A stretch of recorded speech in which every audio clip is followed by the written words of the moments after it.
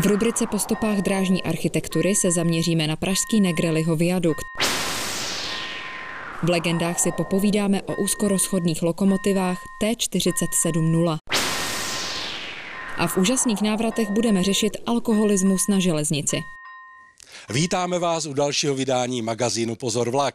Na úvod je potřeba říci, že jen velmi výjimečně se s kamerou vracíme na místa, kde už jsme natáčeli. A jednou takovou výjimkou je modelář Lukáš Vykydal, který je praštěný kolejnicí a jak sám říká, je to blázen. A představte si, tento blázen postavil z papíru, ale co bychom vám to vykládali? Pojďme se podívat na první reportáž, která se vám bude 100% líbit.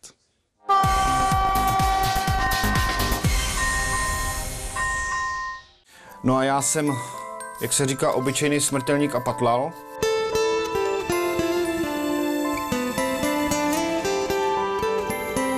Pamatujete si na reportáž s modelářem Lukášem Vykydalem, který staví papírové modely drážních vozidel v měřítku 1:25? To je to, když se tomu chce a nechce. Nechce se tomu. Vůbec se tomu nechce. Když jsme u něj před rokem a půl natáčeli, byli jsme nadšení z toho, co dvě šikovné ruce dokážou, jak si Lukáš umí vyhrát s detaily.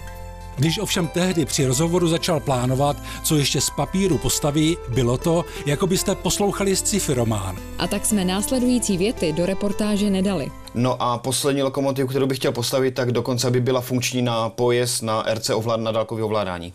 Z papíru? Z papíru, ano, z papíru. To bych si moc přál udělat.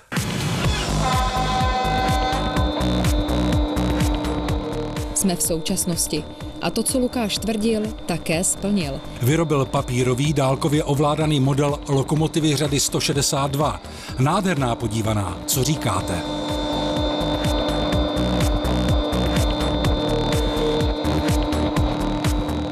Práce šla celkem pěkně.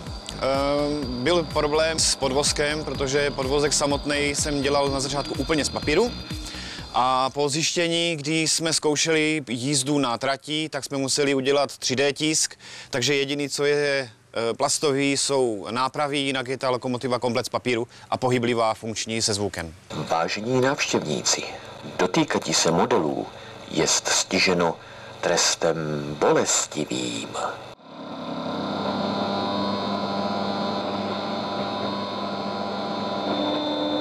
Na dálkově ovládání mi pomohl pan Roman Hanel. Dostal jsem od něj tu vysílačku a tam jsme spolu nastavovali jak funkčnost celé té lokomotivy, aby to fungovalo od A až do Z. S lokomotivou, s dálkovým ovládáním můžu lokomotivu rozjet na obě dvě strany. Fungují osvětlení kabiny, osvětlení jízdy, houkání a různé zvuky. Taková menší zajímavost, nebo co jsem nejvíc řešil, byla funkčnost papírových sběračů. Ty jsem si napřed postavil z plastu, díval jsem se na internet vlastně na videa instruktážní, jak fungují sběrače, jak se pohybují nahoru dolů, kde jsou písty a podobně, přitlačnice a tak.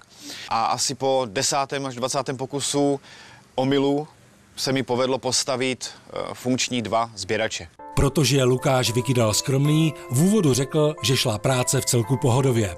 My jsme ovšem stavbu papírového dálkově ovládaného modelu lokomotivy dlouhodobě sledovali. A tak víme, že je za výsledkem moře práce, občas boj s papírem a sada nejrůznějších testů, včetně zátěžového s cukrem a moukou a také s domácí slivovicí. Normálně to fakt funguje. Je to prostě halus. Ten model bude luxusní. Takže víme, že Lukáš odvedl společně s velkým pomocníkem, tedy vyženěným synem Patrikem, perfektní práci. Právě teď vyřezávám podpěry na podvozky. Tak, super. Začal jsem s tímhle modelem na začátku roku 2022. Teď je březen, no a mám funkční kompletní pojezd na lokomotivě, zvukový modul a chystá se na osvětlení, na osazení diod a pantografy.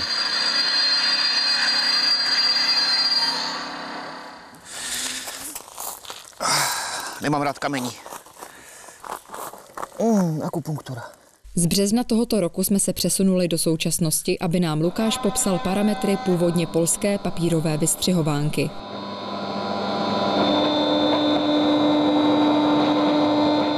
Lokomotiva má 72 cm na délku, šíře lokomotivy je 12,5 cm, na výšku má 16 cm, váha lokomotivy se zatížením je skoro 5,5 kg.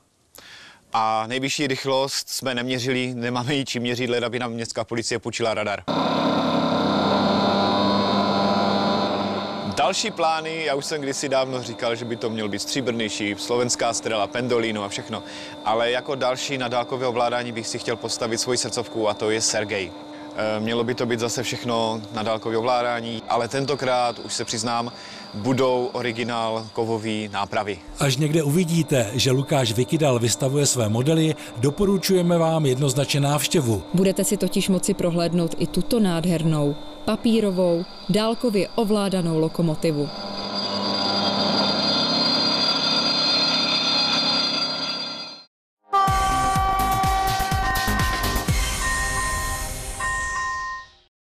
Je tu krátký přehled událostí na železnici. Krajský soud v Českých Budějovicích zahájil insolvenční řízení s jindřichohradeckými místními dráhami. Insolvenční návrh na sebe podala sama firma, která má podle webu zdopravy.cz 140 věřitelů, jimž dluží téměř 161 milionů korun. JHMD má reorganizační plán, který přijala nadpoloviční většina věřitelů. V Berlíně se uskutečnil 13. ročník mezinárodního veletrhu dopravní techniky Inotrans 2022. Původně se měl konat už v roce 2020, ale z důvodu přetrvávající pandemie COVID-19 byl přesunut. Více než 2770 vystavovatelů z 56 zemí světa představilo v rámci veletrhu 250 světových novinek. Na některé z nich se podíváme v podrobné reportáži, kterou zpracováváme do příštího vydání magazínu Pozor vlak. Podíváme se na Pražský regionální den železnice za účasti ministra dopravy Martina Kupky. Návštěvníci si mohli prohlédnout celou stanici Vršovice a také depo se zázemím provozu železniční dopravy. Součástí bylo také defilé současných, ale také historických drážních vozidel, ukázky techniky drážních hasičů a pochopitelně nechyběly ani jízdy jak moderními jednotkami, tak parním vlakem na 5 okružních jízdách.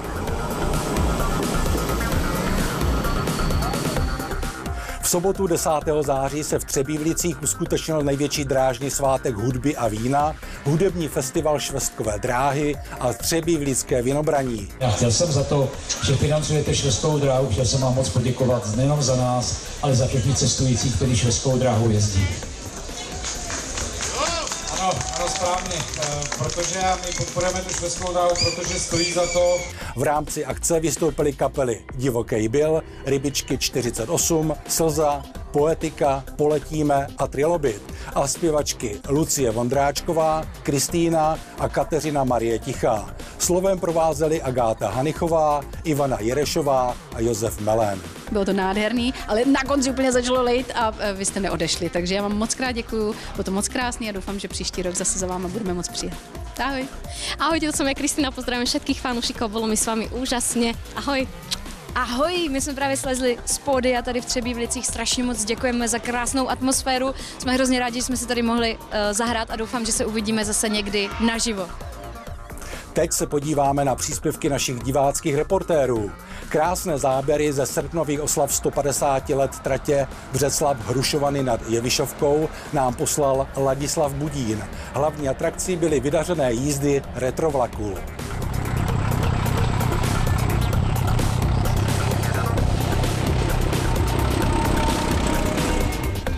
Opět oslavy 150 let. Tentokrát jde ale o slovenskou akci 150 let tratě Michaliany Čierna nad Tisou. Autorem je Patrik Velk.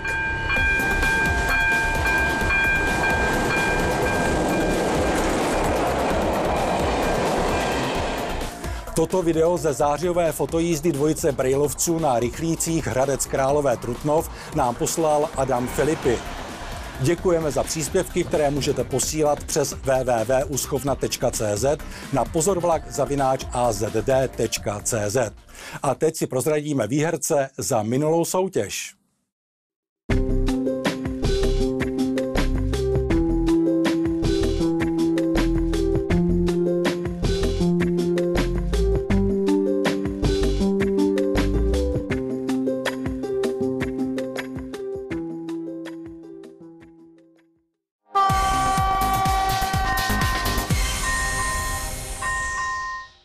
Vítám vás u dalšího dílu historie železniční architektury.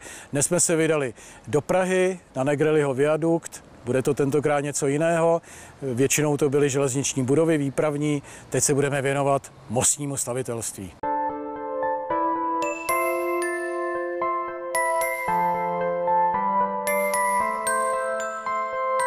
Je to druhý nejstarší most přes Vltavu v Praze.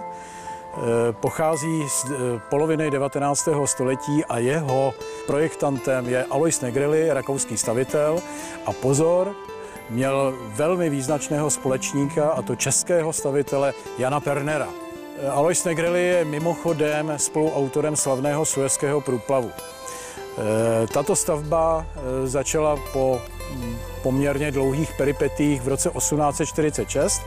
Negrelliho viadukt měří něco malinko přes 1 kilometr, má šířku 9,5 metru, 87 oblouků a pracovalo na něm neuvěřitelné množství 3,5 tisíce dělníků české, rakouské, italské národnosti a stál na tehdejší dobu neuvěřitelných 1,5 milionu zlatých, což jsou dneska v přepočtu, řekněme, miliardy a miliardy.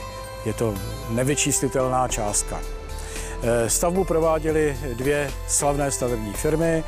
Byla to nejenom firma bratří Kleinů, ale byla to i firma známého stavitele inženýra Vojtěcha Lany.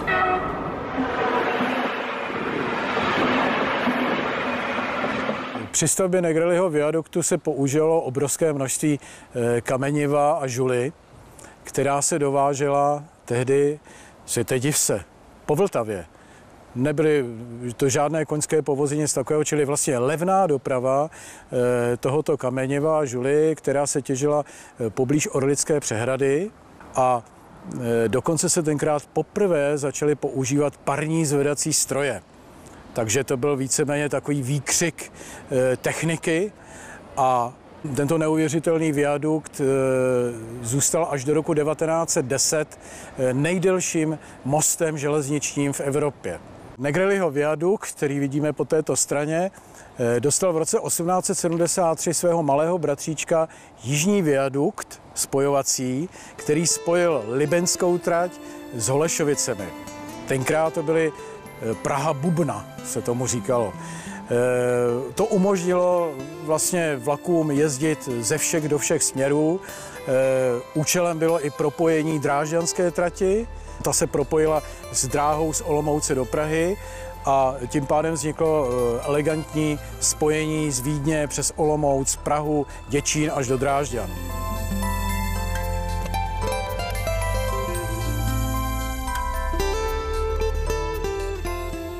Negrelliho viadukt má ještě jedno pozoruhodné prvenství, je to velmi potěšující.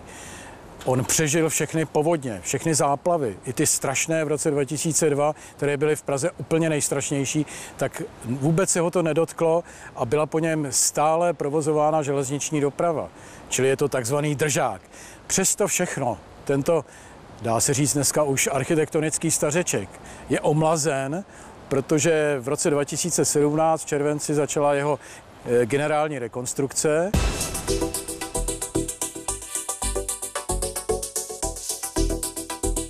Těší mě váš zájem o tuto krásnou technickou stavbu.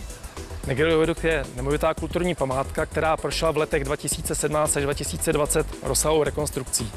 Důvodem rekonstrukce byla oprava poruch zdiva způsobených zatékání srážkové vody a výměna izolace mostovky.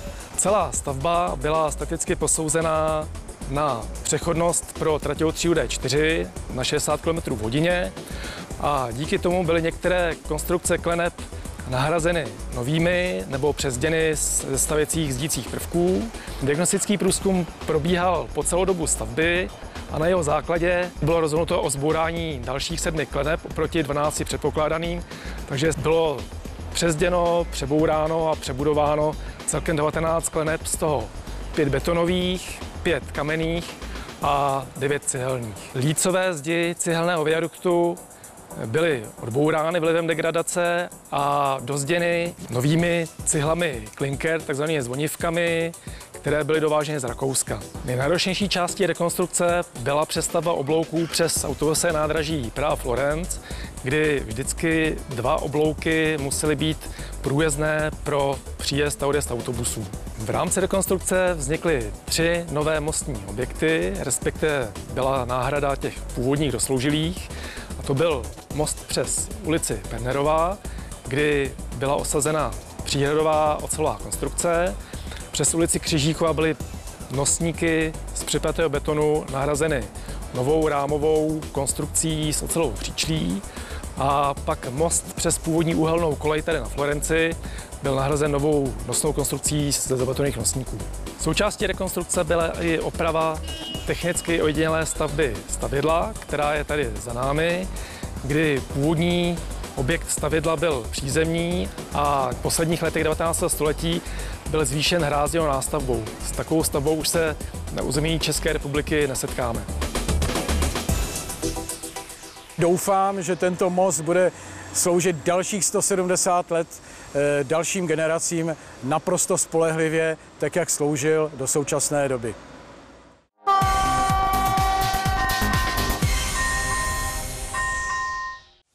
Ahoj všem!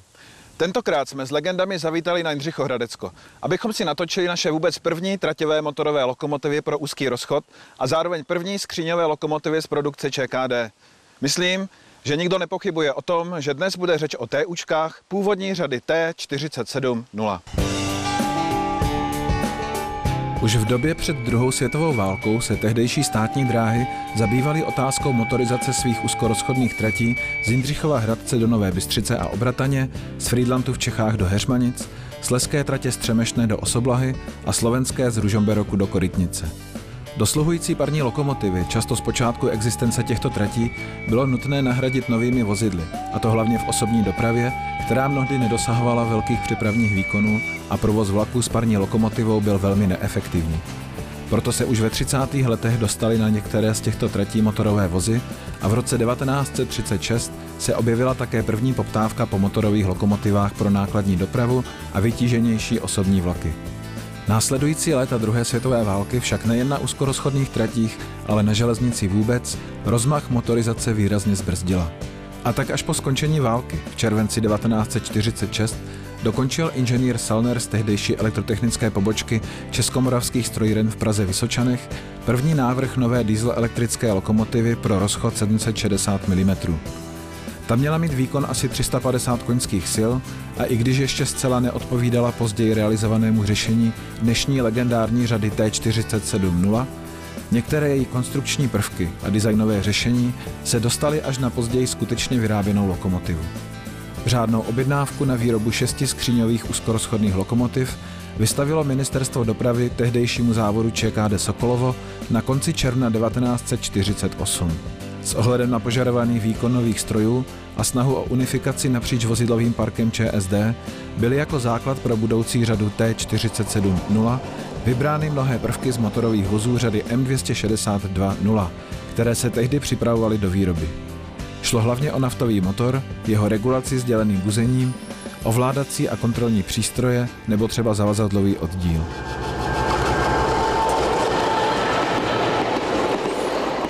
Po stránce konstrukčního řešení je TUčko 4nápravou skříňovou motorovou lokomotivou se stejnosměrným elektrickým přenosem výkonu. Má 2 čelní kabiny obsluhy, mezi kterými se nachází strojovna a zavazadlový oddíl. Hmotnost lokomotiv první výrobní série je 30,5 tuny, novější stroje váží 32 tun. Nejvyšší rychlost byla u lokomotiv první série 40 a u druhé 50 km za hodinu.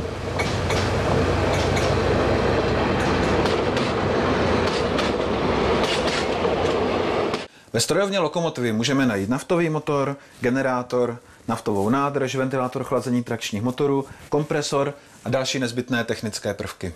Naftový motor ČKD 12V170DR má výkon 257,4 kW při jmenovitých 1250 otáčkách za minutu. V každé z kabin obsluhy se nachází takovýto jednoduchý řídící pult, kterému vévodí páky pro řazení jízdních stupňů.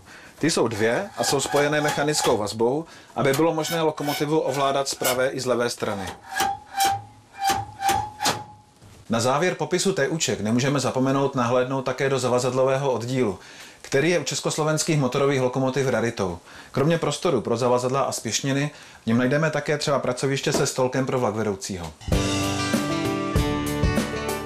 Přestože původní objednávka z roku 1948 počítala s dodáním první lokomotivy do konce října 1950, z brusu nový první stroj T47001 se poprvé rozjel až na samém konci července 1954. Během následujícího roku bylo na rozchod 760 mm do Jindřichova Hradce dodáno i zbylých 5 lokomotiv první výrobní série, které zde zůstaly po celý jejich provozní život. V letech 1958 a 1959 se pak v ČKD vyráběla konstrukčně vylepšená druhá série těchto lokomotiv, ze které bylo prvních 45 kusů určeno pro export do Sovětského svazu. Tyto měly rozchod 750 mm a označení řadou TU3. Na závěr výroby této druhé série pak opustilo výrobní závod ještě 15 strojů určených pro československé tratě. S ohledem na jejich odlišnosti vůči lokomotivám první výrobní série se uvažovalo o jejich označení řadou T471. Nakonec byly očíslovány návazně na stroje první série čísly T47007 až 021. Z těchto lokomotiv přišly nejprve 4 kusy s užším rozchodem 750 mm do Frýdlantu v Čechách, ostatní, všechny už s rozchodem 760 mm, byly po 4 kusech dodány do Osoblahy a Ružomberoku a 3 do Jindřichova Hradce. Poté, co v roce 1974 zanikla slovenská trať do Korytnice a o 2 roky později i trať z Frýdlantu do Heřmanic, přešly uvolněné lokomotivy do Jindřichova Hradce, kde se většina z nich dočkala i privatizace tamních tratí. Od roku 2002 prošly postupně 4 stroje celkovou modernizací spojenou s dosazením naftového motoru Lias, modernějších řídících pultů, elektronického řídícího systému a mnoha dalších prvků. Obdobně byly později upraveny i obě lokomotivy, které dnes provozují České dráhy na slezské trati do Osoblahy. Těchto 6 modernizovaných lokomotiv současné řady 705-9 je nejenže posledních dodnes provozovaných z celé původní řady T470, ale v rámci celého bývalého Československa jde o nejstarší běžně provozované lokomotivy vůbec.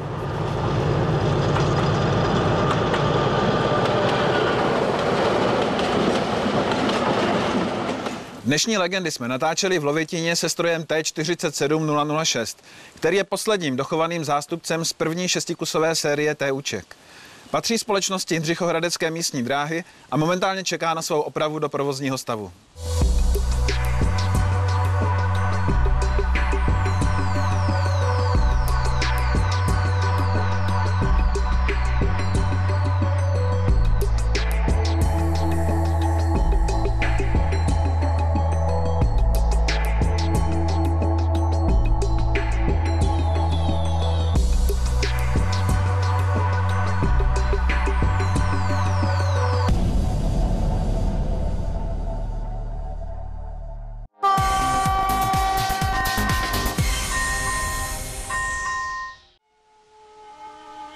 Každý druhý trestný čin loupeže způsobil alkohol. Alkohol způsobil každý druhý smrtelný úraz na silnicích. Každé druhé ublížení na těle bylo spácháno v opilosti. Alkohol zavinil každý 6. až 8. rozvod manželství. Tyto snímky jsou z televizního filmu, který stejně jako většina ostatních protialkoholních pořadů ukazuje, k jakým dramaticko-tragickým koncům vede nadměrné pití. Dneska vstyčíme varovný prst všem pijanům. Alkohol byl na dráze problémem už v počátcích našich železnic, ale naléhavost řešení jeho důsledků se vystupňovala v 50. letech 20. století. Pořadem nás provází železničář známého kreslíře Káji Sautka. Co tomu říkáte? Jestli myslíte ty havárie, loupeže a rvačky, jsou to tragédie, to ano. Myslíte, že se to týká také vás? Mně? To snad ne. Pijete? Málo. Nejvíc tak 1, 2, výjimečně 3 skleničky denně. Co nám k tomu říkají lékaři? Lékař z protialkoholní stanice hovoří zcela jednoznačně. Každý alkoholik začíná jednou, buď jedním pivem, nebo ojedinělými skleničkami alkoholu. Zpočátku jde o pití společenského charakteru, které postupem času se změní v pití pravidelné a dotyčný člověk se stává na alkoholu závislým. Hovoříme tedy tady o alkoholu, který je drogou. Boj s alkoholismem je staršího data, ale až v roce 1959 byla na nádraží Praha-Střed, dnes Masarykovo, založena první železniční protialkoholní poradna. Roku 1963 ČSD zavedli namátkové foukání, tedy kontrolu přítomnosti alkoholu v dechu. A co říkají příslušné zákony a pracovní předpisy? Řeč zákona je jasná.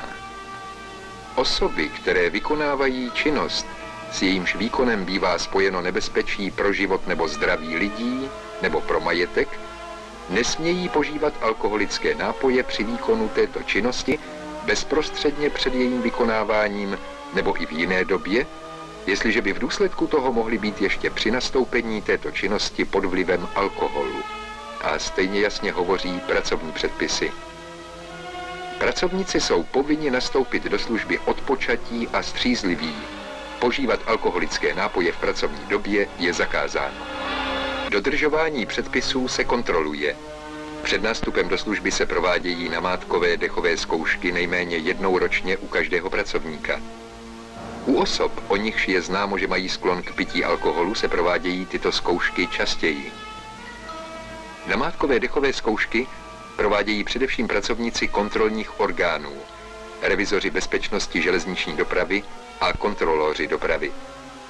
Kromě toho musí každý bezprostřední představený před nástupem služby kontrolovat své podřízené, jsou-li střízliví. Pokud kontrola prokázala, že byl zákon a pracovní předpis porušen, přistupuje se k sankcím. Rovněž psychologové a fyziologové prokazují objektivní důvody, proč je přísný zákaz požívání alkoholu před nástupem do práce a při výkonu služby opodstatněný, zejména u dopravně exponovaných profesí. Ukazuje se, že alkohol narušuje správnost reakcí, že se projevuje opožděnost reakcí, značná chybnost v reakcích, a to již i pod vlivem malého množství alkoholu. Bezpečnostní technik zná důsledky požívání alkoholu.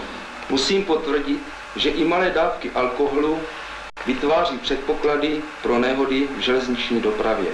Dojde-li k nehodě, je pozdě říkat, že 1-2 skleničky nevadí.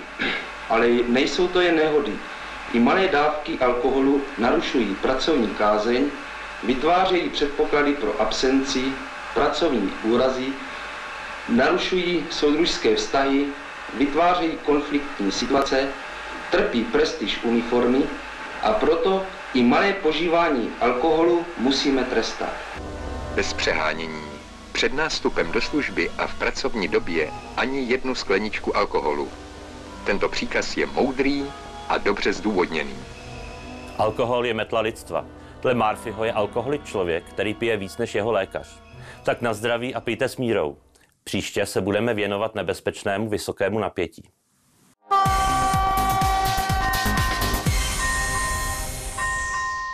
Chcete vidět své fotografie v pořadu Pozor vlak? Pak sledujte naše fotovýzvy na Facebooku.